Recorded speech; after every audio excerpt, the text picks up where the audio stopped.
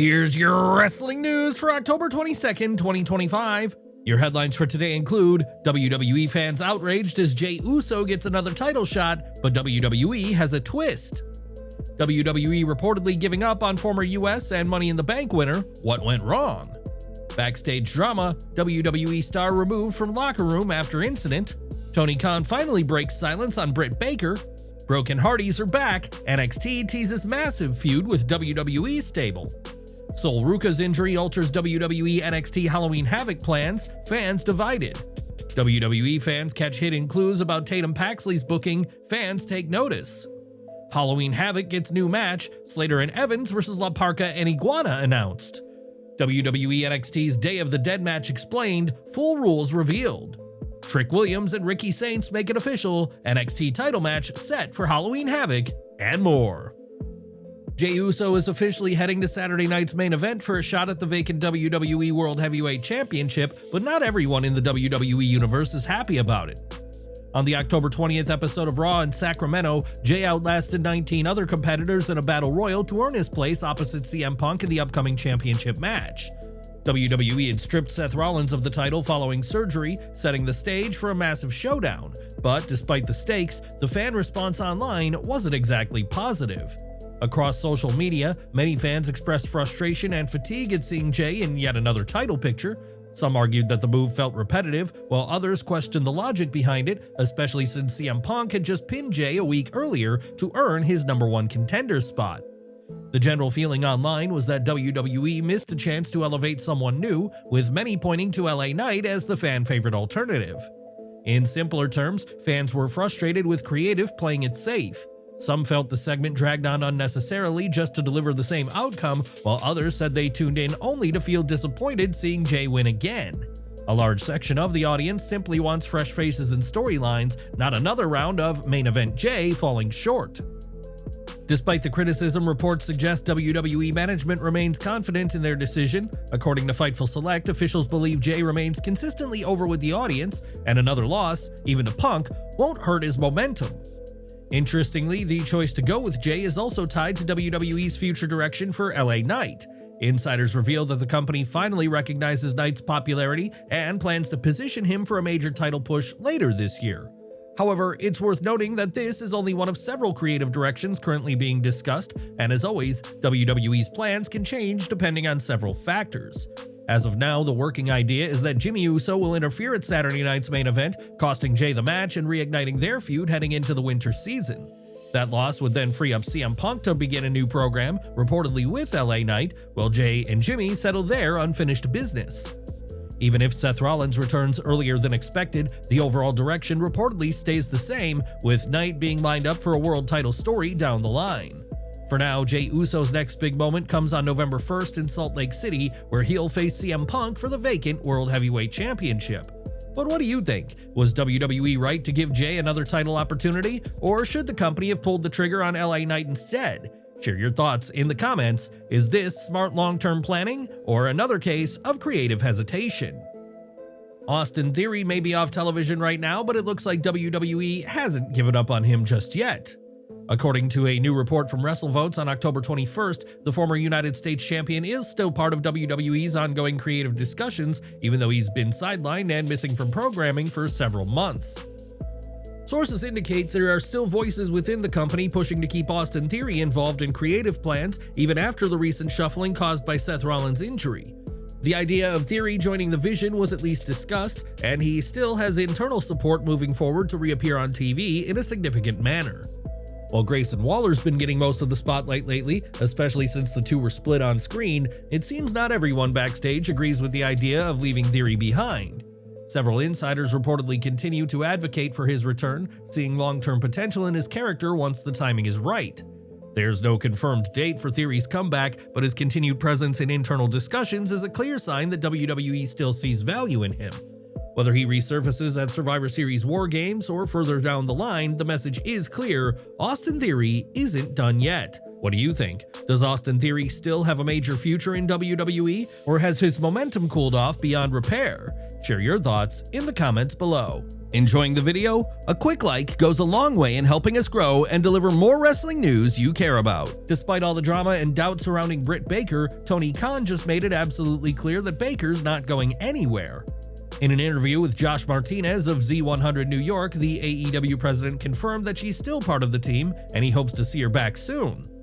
Dr. Britt Baker has been, and she still is, a fantastic wrestling star, and she's been away from AEW for a while, but still very much with us, and at some point, hopefully soon, I'd love to see Dr. Britt Baker come back. For those keeping score, Britt's last match in AEW was in November of 2024 on Dynamite, where she defeated Penelope Ford. Since then, she's been cleared to compete, but just hasn't been booked. And as of right now, her next move remains unclear, but one thing's certain, the door for Britt Baker's AEW return is still wide open, and when it happens, it could be one of the company's biggest moments yet. It's finally happening. The Hardy Boys have entered the Lake of Reincarnation at the Hardy compound. Matt and Jeff emerged as their iconic alter egos, Broken Matt Hardy and Brother Nero, marking the long-awaited return of the Broken Universe to WWE television. The duo has officially laid out a challenge for Dark State at Halloween Havoc, and the match will take place under Broken Rules, a no-rules stipulation that perfectly fits the chaos of the Hardys' world. Fans also caught a glimpse of Vanguard 1 patrolling the compound, hinting that the match could be presented in a cinematic format, something WWE hasn't done in quite some time. Adding to the atmosphere, Matt's wife Rebby Hardy was seen performing on the piano, a familiar touch that signals a return to the eerie, creative essence of the Broken Universe. The possibilities for storytelling are endless with characters like these, and this could open the door for even more broken content on WWE programming if the concept connects with fans. The return of Broken Matt Hardy and Brother Nero also opens the door for Broken Hardys vs. the Wyatt Six. Now as fans, would you like to see these stables collide? And how would you book them?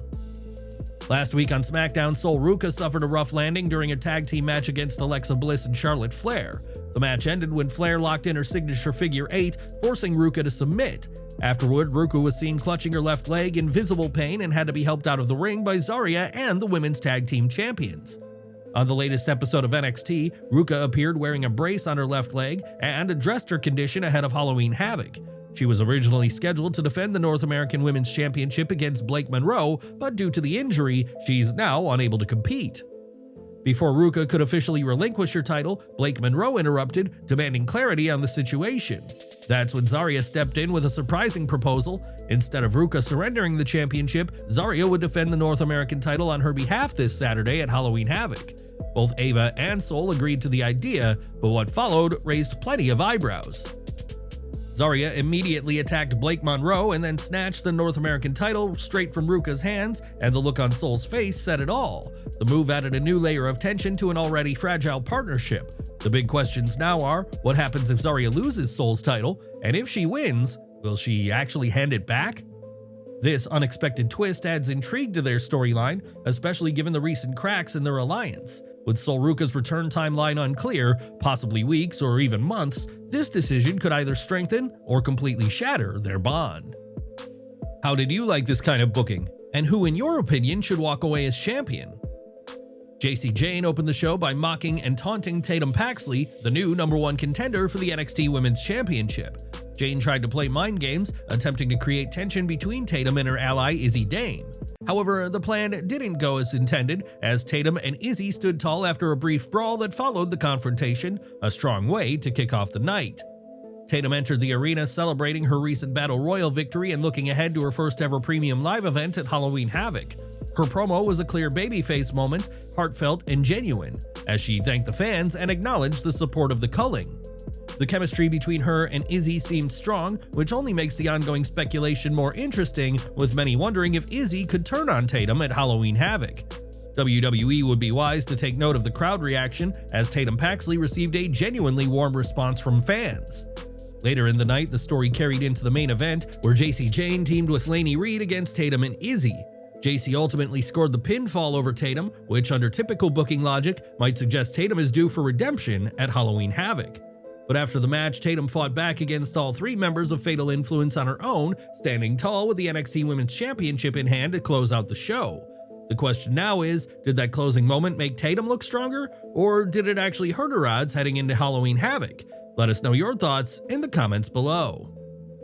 The TNA X Division Championship opened tonight's episode of NXT as Slater defended his title against Channing Stacks Lorenzo in a fast-paced contest. Joining the commentary team for the match was Javon Evans, who provided lively insights while also becoming part of the story unfolding at ringside.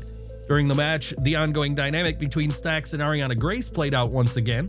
Javon Evans was seen catching Ariana in a lighthearted moment, which sparked visible jealousy from Stacks and distracted him at a crucial point.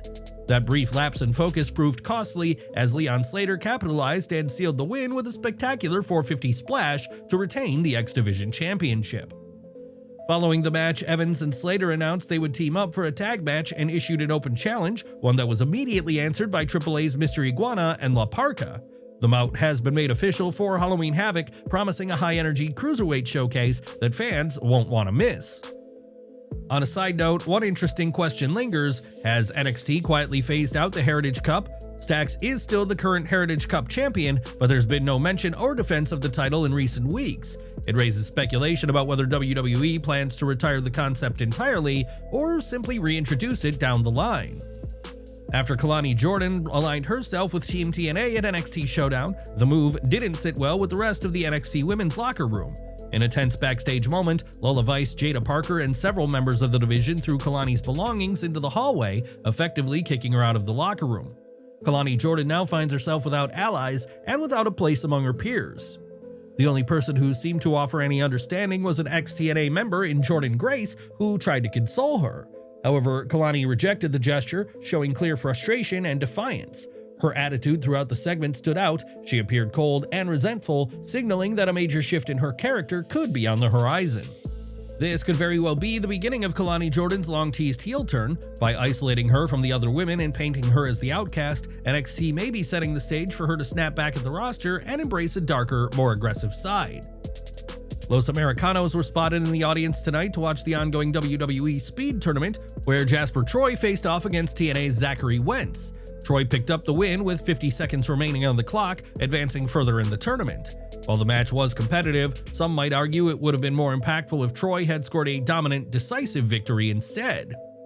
Later in the night, Axiom defeated Evolve's Sean Legacy with just 3 seconds left on the clock, a short but thrilling contest that kept the crowd engaged. With both men advancing, the next round is now set: Axiom versus Jasper Troy, with the winner going on to face El Grande Americano for the Speed Championship. Elsewhere, OTM scored a victory over Hank and Tank, but the real story came after the bell. OTM delivered a devastating crucifix bomb to Tank through the announce table, sending a clear message that they're back on NXT and more dangerous than ever. A standout moment came in the form of a powerful video package from Ethan Page, who reflected on his upcoming Day of the Dead match against Dr. Wagner Jr. Page made it clear he's willing to do whatever it takes to retain his North American Championship, setting high expectations for what promises to be a brutal encounter. A Day of the Dead match is a specialty professional wrestling bout, most recently featured in AEW, that incorporates elements of the Mexican holiday Dia de los Muertos. These matches typically follow an anything goes format, allowing the use of unique props such as piñatas, boards, and other themed items, along with special face paint worn by the wrestlers to honor the holiday. Operating under no disqualification rules, wrestlers are free to use weapons or involve outside interference. The presentation often includes symbols inspired by the Day of the Dead celebration, such as skull face paint, colorful altars, and decorative piñatas used as weapons to capture the spirit of the tradition. Participants usually wear face paint representing the cycle of life and paying tribute to loved ones who have passed away. AEW previously featured one such match where Thunder Rosa faced Harley Cameron in a Day of the Dead match that included the use of a piñata and wooden board as part of the action. The show closed with the contract signing between Ricky Saints and Trick Williams for their clash at Halloween Havoc. The segment marked the official arrival of Ricky Saints on the big stage. His promo hit every note perfectly, ending with Saints putting Trick through the table, a moment that ignited the crowd and set the tone for Saturday's showdown. This is shaping up to be the Ricky Saints era, and tonight's NXT did exactly what it needed to: build anticipation for Halloween Havoc. What did you think of the show? Let your thoughts be known in the comments below. Don't miss our next video coming at 5:30 p.m. Eastern with all the latest wrestling updates. Smash that bell icon and select all notifications so you're always in the loop.